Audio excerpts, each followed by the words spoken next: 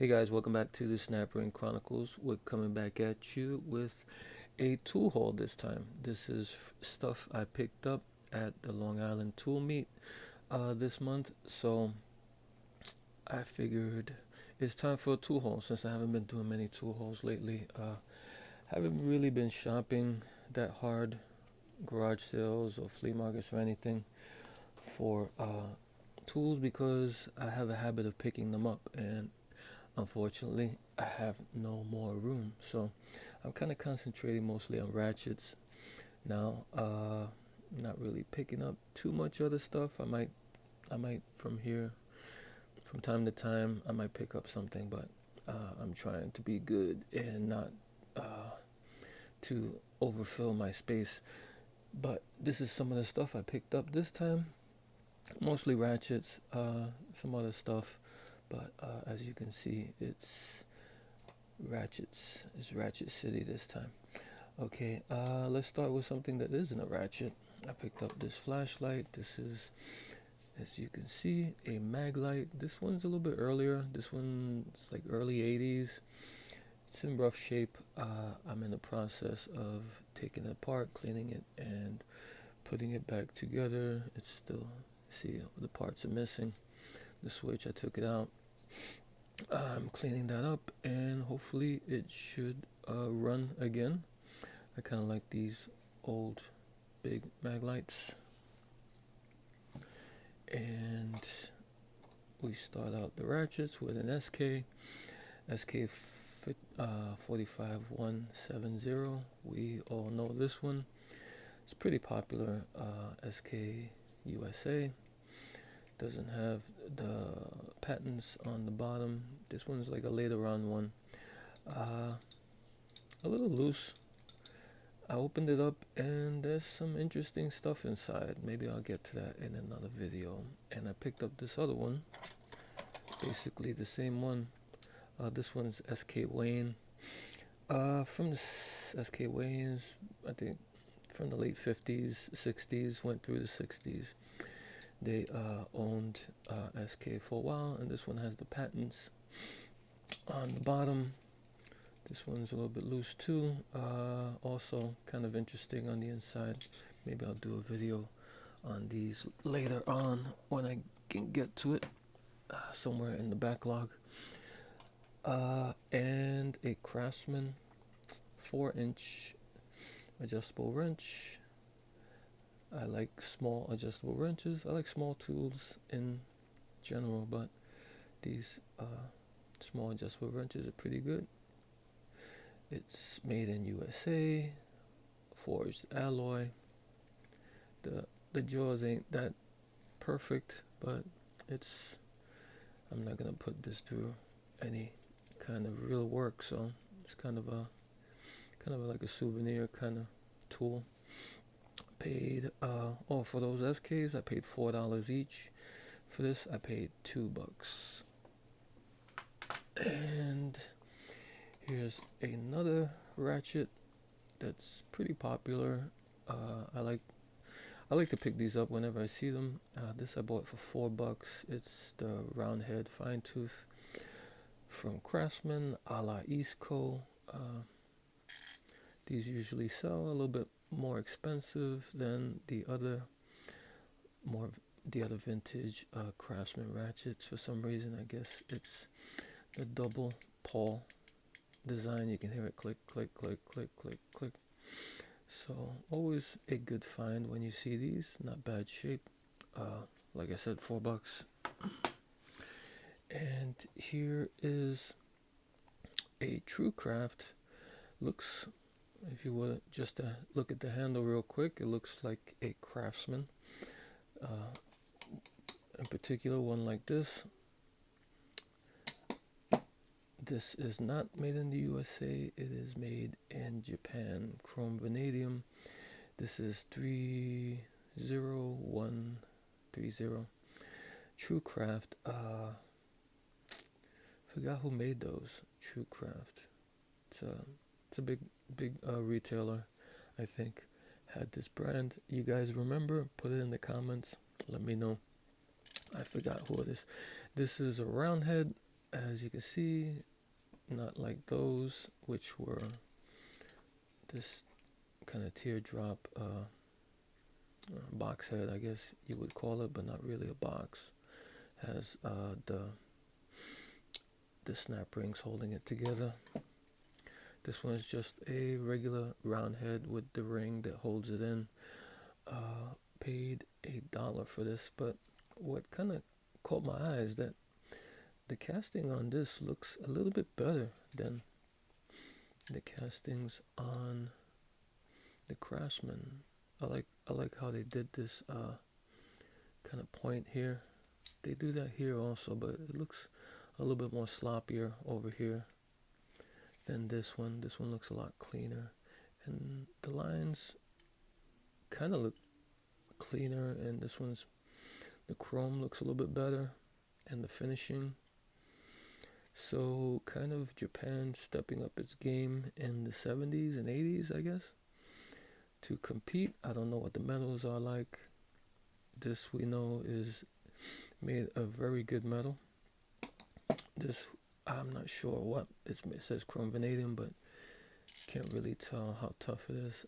The mechanism, as you suspect, it's pretty typical SK style. Seesaw pole in there, but not too bad. Not too bad. And I picked up, keeping with Japan, this fuller 3/4 chrome molybdenum. I always have problems pronouncing that. Molybdenum metal. So chrome moly is a pretty tough metal, so that's a good sign. I picked this up for $1.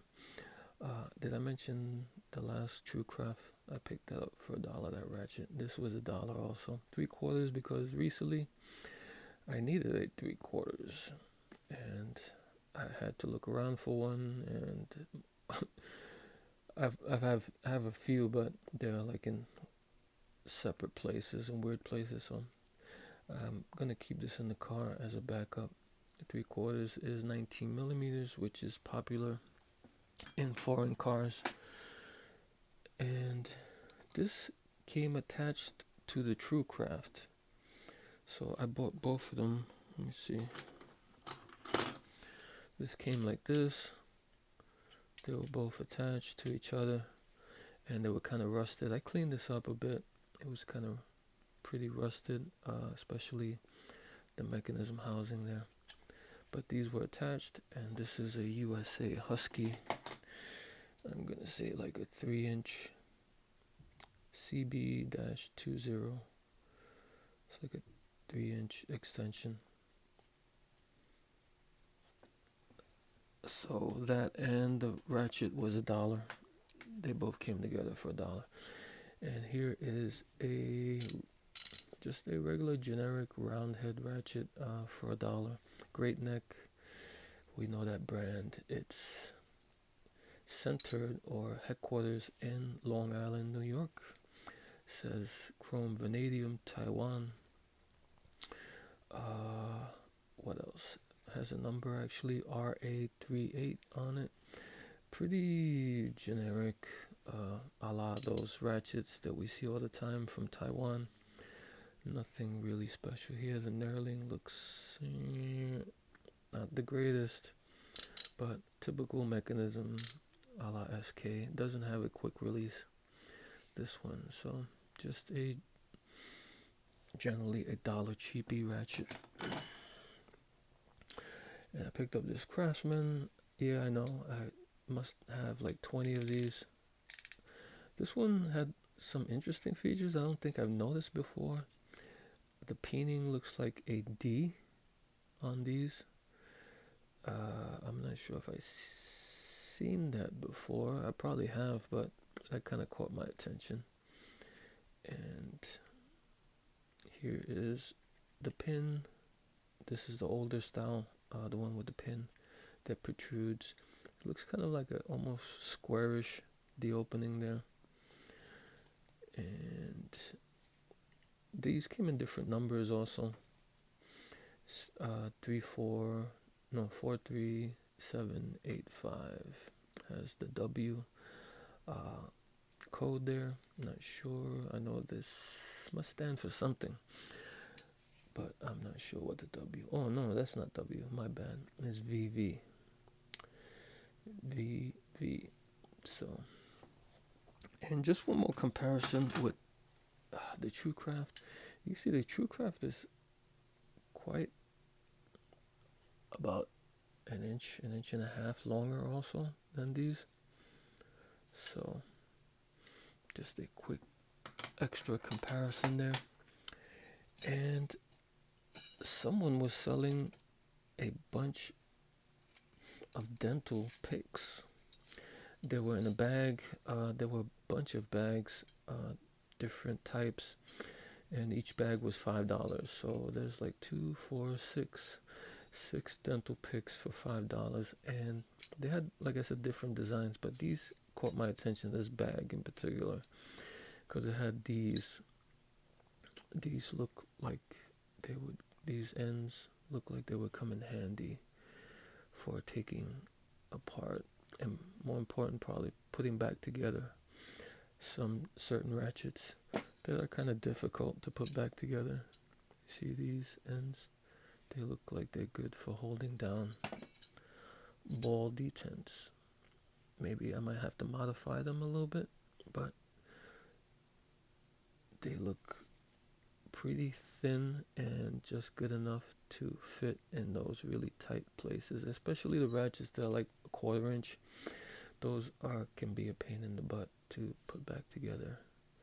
So these will probably come in handy. And it came with these other ones. These other ones, they look pretty good for just cleaning. Like these round tips, like when you're cleaning certain crevices or something.